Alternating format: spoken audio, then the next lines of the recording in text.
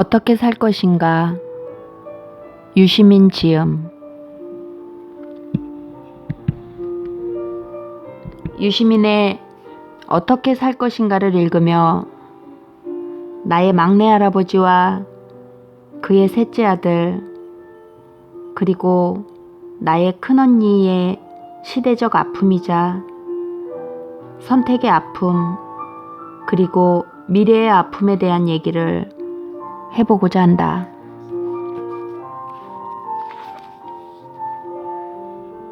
(1980년대) 후반, 내가 고등학교 시절에 일어난 일이니까 1987년에서 89년 사이에 일어난 일일 게다.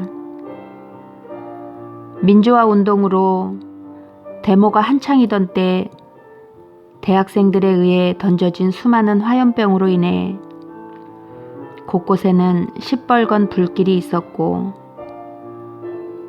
전경들에 의해 쏘아진 무수한 체르탄으로 인해 뿌연 연기와 함께 그 주변에 지나가던 사람들은 눈물과 콧물을 흘리며 그 험악한 장소를 빨리 벗어나기 바빴다. 내가 그 현장을 낮에 목격했으니 아마도 그날은 토요일이 아니었을까 싶다. 왜냐하면 나는 언제나 학교에서 영교시 아침 자율학습과 밤 10시까지 야간 자율학습을 했어야 했으니 낮에 학교 밖을 나왔을 일은 없었을 테니까. 13번 버스를 타고 집에 가야 하는데 그날 시위대와 그들을 저지하려는 전경들 때문에 버스 운행이 지연되었고, 나는 한시라도 빨리 그 무시무시한 현장에서 벗어나고자 학교 앞 버스 정류장 대신 넓은 도로에 있는 정류장으로 바쁜 걸음을 친구와 재촉했다. 그때 나의 심장이 두근거리고 한 발자국도 앞으로 옮길 수 없는 장면을 목격했었는데, 그건 바로 뒤집혀 불타오르는 경찰차 때문이었다. 차라는 건 네 바퀴를 땅에 닿고 있어야 하고 그 네 바퀴로 달려야 하는 것이지, 바퀴가 하늘을 향해 있다거나 차 천정을 바닥에 대고 누워있는 그런 흉측한 모습은 말도 안 되지 않는가. 그런데 그것도 모자라 검은 연기를 내뿜으며 훨훨 불까지 타올랐으니, 영화나 드라마는 현실을 기반으로 만들어졌다 하는 말은 역시 사실이다. 영화나 드라마에서나 볼 수 있는 장면이 내 눈앞에서 보여졌으니 말이다. 그때 당시 큰언니는 대학생으로 서울에 살고 있어 그녀의 얼굴을 보는 건 1년에 몇 번 되지 않았는데, 어느 날 아버지가 화가 나셔서 집에 돌아오셨다. 이유는 그녀가 데모 시위대에 합류해 시위를 하다가 경찰에 잡혀 파출소에 연행되었다는 것이다. 내가 도로에서 보았던 뒤집혀 불타오르는 경찰차, 대학생 시위대에 의해 나뒹굴어져 있던 화염병, 그리고 매운 체르탄 가스, 그것과 직접적 연루가 되어 있는지는 알 수 없었으나 어찌되었든 그녀는 말로만 들어보았던 파출소라는 곳에 있다는 것이었다. 우리 집은 그 사건으로 순식간에 싸해진 집안 분위기로 나머지 형제들과 눈치를 살펴야 하는 날이 며칠 지속되었다.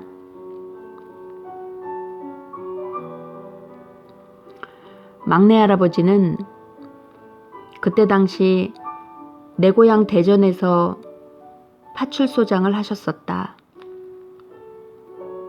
그분은 경찰 공무원으로 성실하고 바르게 사셨으며 늦은 나이에 늦둥이를 보기도 하셨고 아들 사형제를 번듯하게 잘 키우신 분이다.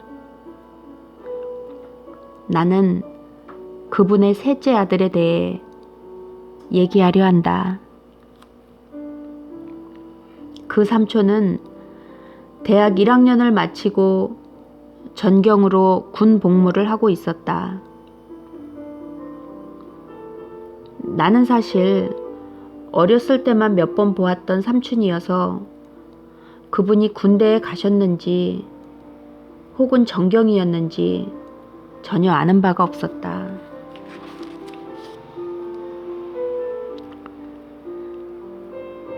아버지가 심각한 얼굴로 집에 돌아오셔서 하는 말씀이 대전에 계신 막내 할아버지 댁에 급히 가야 한다고 하셨다. 이유인즉슨 전경으로 군복무 중인 삼촌이 대학생 시위대의 화염병에 머리를 맞아 돌아가셨다는 것이다. 내가 보았던 시위대의 저항, 방패와 헬멧으로 무장한 전경들의 진압, 그들의 격렬한 싸움, 그 장면이 떠올랐다. 그 길로 급히 아버지는 대전으로 가셨고 저녁 9시 뉴스에서 놀랍게도 병원 장례식에 계신 막내 할아버지와 할머니, 우리 할아버지와 아버지, 그리고 몇몇의 친척분들을 볼 수 있었다.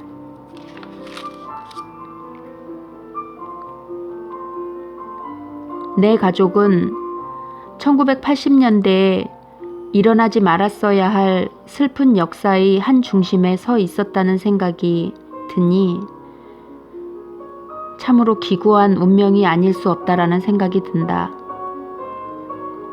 한 명은 시위대를 진압하는 전경으로서, 또 한 명은 부패한 정치에 반대하는 학생 민주화 운동의 시위대의 일원으로서. 삼촌이 전경으로서 군대에 복무하기 전 우리 언니와 같은 대학생이었다. 외대 1학년을 마치고 나라의 부름을 받고 전경으로서 복무한 것이 아이러니하게도 같은 대학생이 던진 화염병에 머리를 맞은 것이다. 그분은 그때 당시 시위대를 진압하는 임무를 맡고 있었던 건 아니었다고 한다. 아버지가 말씀하시길 시위대의 저항이 격렬했고 인력이 부족해서 그분의 직무가 아니었음에도 체류탄을 진압대에 급하게 보내야 하는 명령을 받고 아무런 보호장구나 장비도 없이 일반 전경복을 입고 배송하다 화염병을 맞으셨다고 한다. 나는 삶과 죽음은 운명이나 팔자라고 생각한다. 하필이면 그때 보호장구도 없이 긴급한 배송을 해야 할 이유가 뭐냔 말인가. 하필이면 그때 데모가 일어날 게 뭐냔 말인가.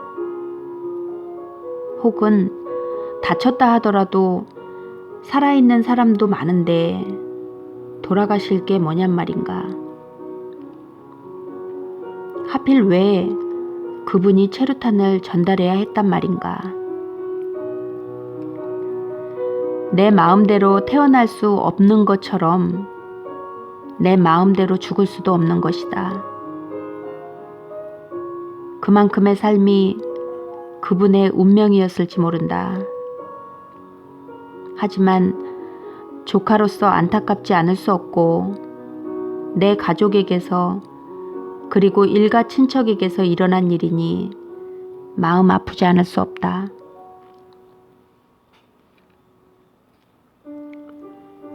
아버지가 파출소에 가셔서 언니를 데리고 왔다.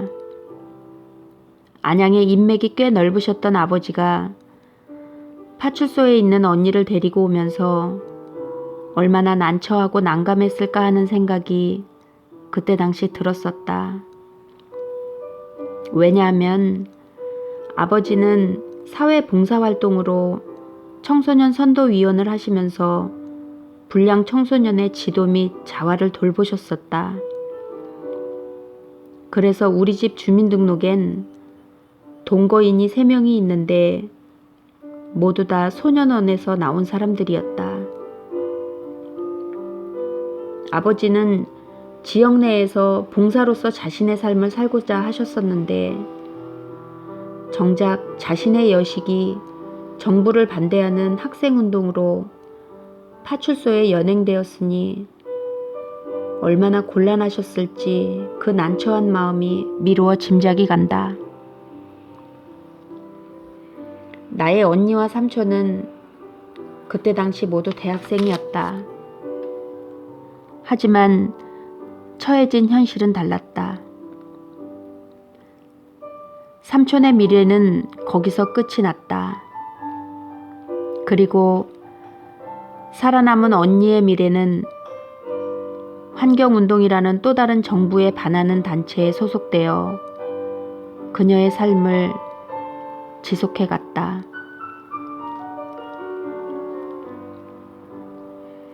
유시민의 책 어떻게 살 것인가에서 진보적이었던 젊은이들이 나이가 들어가며 기성세대의 보수적인 성향으로 변하는 경우가 많다고 한다.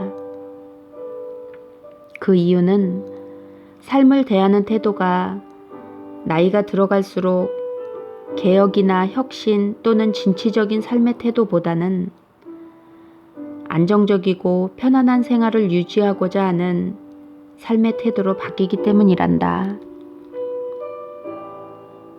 나는 그 말에 전적으로 동의한다. 왜냐하면 세상을 본인의 노력으로 바꾸어 보겠다는 언니의 가치관은 나이가 들어가면서 자본주의에서 살아가야 하고 그래서 살아내야 하는 이 땅의 일원으로서 어느덧 그녀의 삶이 바뀌어 갔기 때문이다. 나의 롤모델은 유시민이다. 국회에서 바닥에 드러누워 고함치며 싸움을 치던 정치인 유시민이 아닌 알쓸신잡에 나오는 선한 웃음과 썰렁한 농담 그리고 끝없이 나오는 해박한 지식을 가진 유시민이 나는 좋다. 그 프로가 조기 종영된 아쉬움이 아주 많이 남는다. 그의 프로다운 박학다식함을 더 이상 볼 수 없으니 말이다. 미국 작가 찰스 존스가 말했다. 2가지에서 영향받지 않는다면 우리 인생은 5년이 지나도 지금과 똑같을 것이다. 그 2가지란 우리가 만나는 사람과 우리가 읽는 책이다. 누군가를 롤 모델로 삼는다는 것은 분명 발전된 모습으로 나아가는 것일 것이다. 5년 후 변한 나의 모습을 기대해 본다.